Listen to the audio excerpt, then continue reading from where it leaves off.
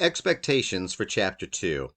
Hey folks, this is not going to go without saying this semester, but the expectation throughout the course will be for you to read.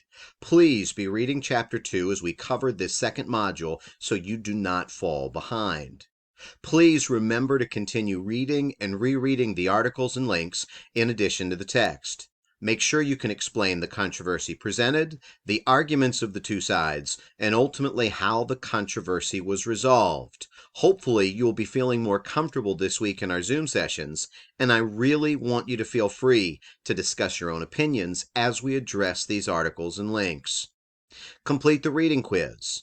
Please answer the questions assigned to the Chapter 2 reading and then take the reading quiz. Remember, you will have 3 attempts to complete it, but only the highest grade will count. You will also receive your first significant writing assignment this semester in this module as well. I will assign you a scenario dealing with religious freedom and the First Amendment. For this scenario, you will need to identify correct and incorrect examples of religious freedoms in the scenario using the attached text and a short video starring yours truly.